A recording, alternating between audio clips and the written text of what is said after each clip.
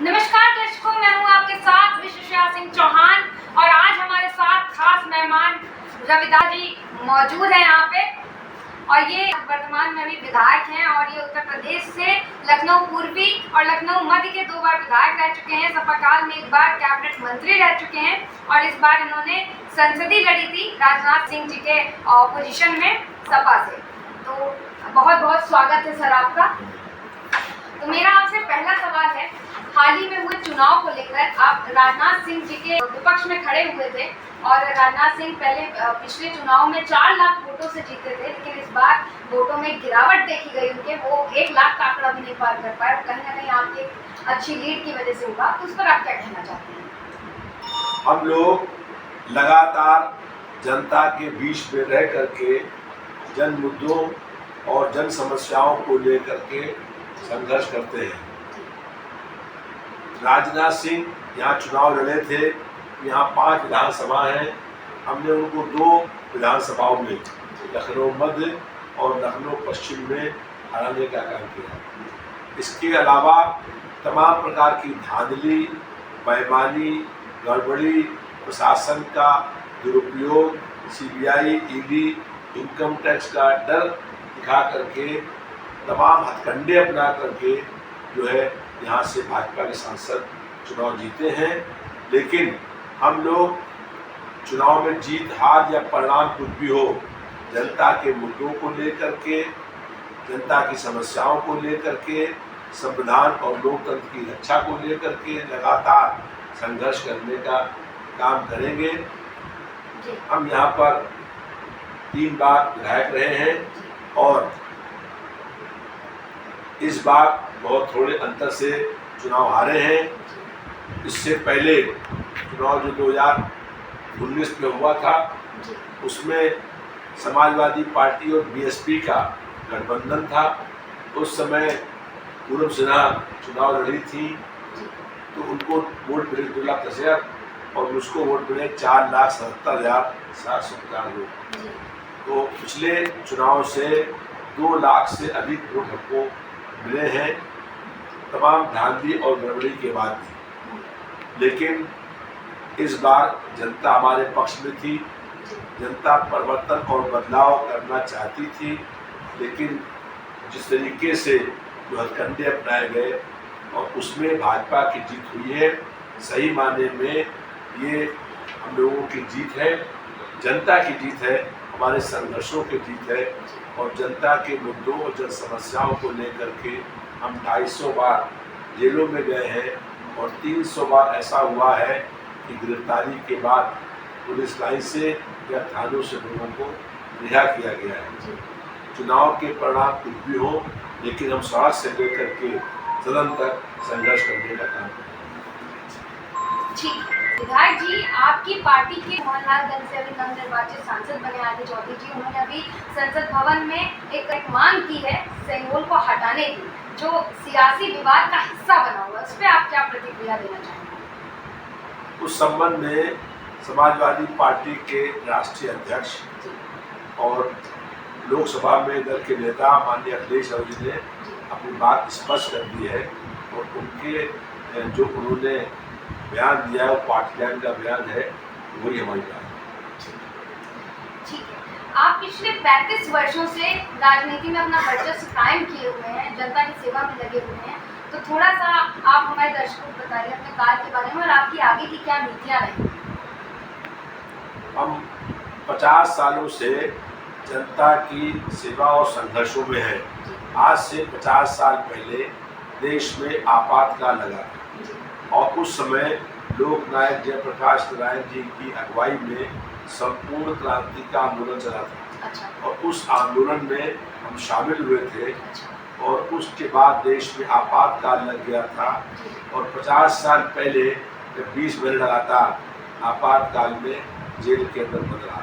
और उसके बाद 50 सालों में जब कभी जहाँ कहीं जुल्म, अत्याचार, अन्याय, दमन, शोषण हुआ है, हम लोगों ने वहाँ पहुँच करके जनता के साथ खड़े होकर के संघर्ष करने का काम किया है। और इन संघर्षों में 250 बार जेल में गए हैं और 300 बार पुलिस लाइन से या और थानों से लोगों को रिहा किया। ठीक है, आप लखनऊ विश्वविद्यालय से छात्र नेता रहे हैं और आपने वकालत की पढ़ाई की हुई है, आप पेशे से वकील हैं, तो आप हमारे दर्शकों के साथ अपना वकील के तौर पे कोई अनुभव और कॉलेज का कोई हिस्सा जो आप साझा करना चाहें।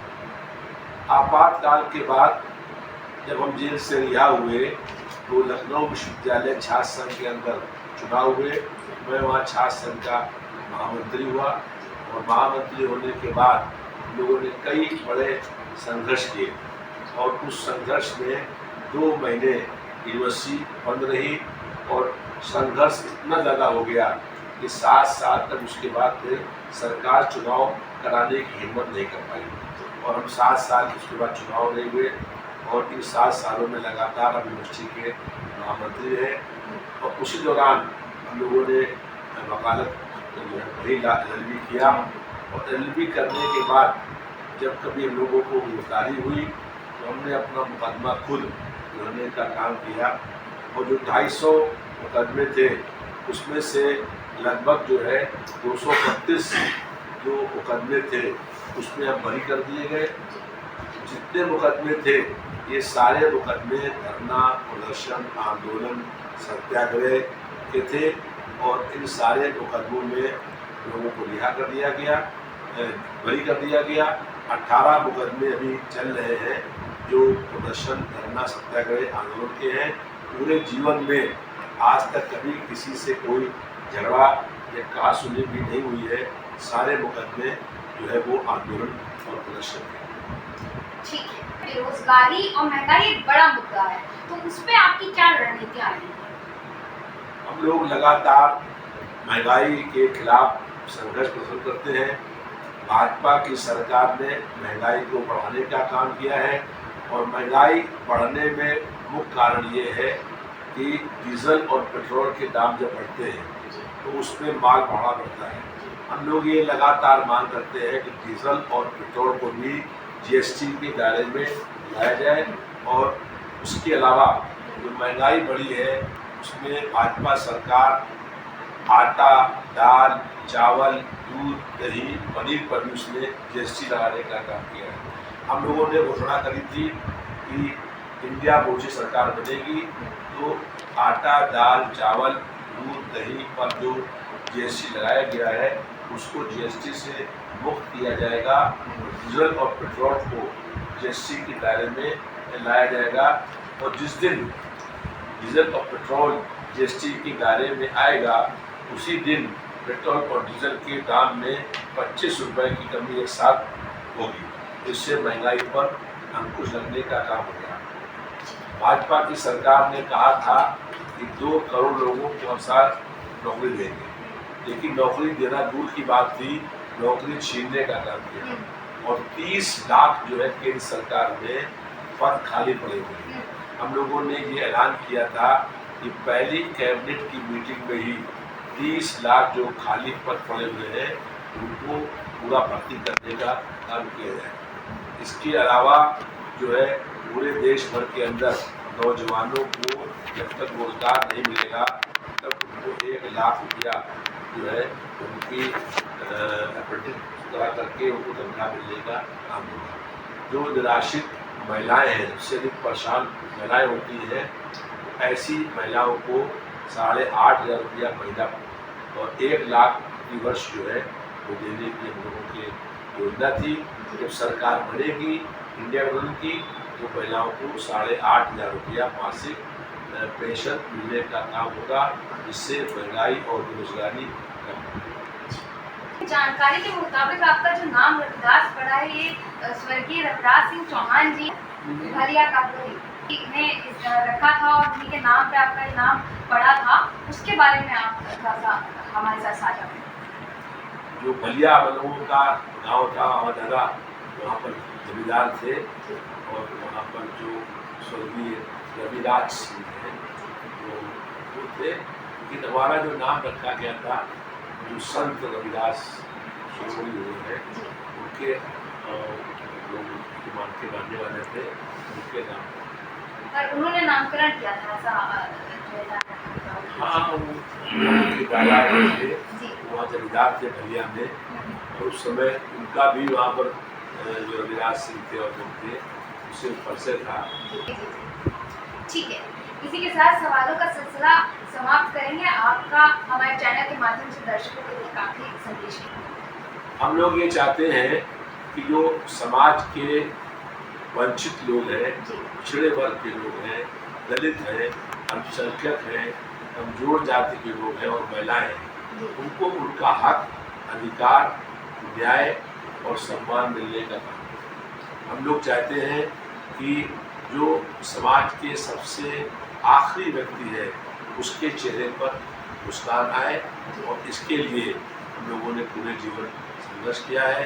लोक नायक जयप्रकाश नारायण और उसके बाद माननीय मुलायम सिंह जी हम लोगों के जो है प्रयास हो रहे हैं। उनका जो बताए हुए रास्ते हैं उसको चल करके हम लोग संघर्ष करने का। इसी के साथ मैं हूँ आपके साथ विश्वशा सिंह चौहान। बने रहे हमारे साथ, देखते रहे विश्व भारत न्यूज। धन्यवाद।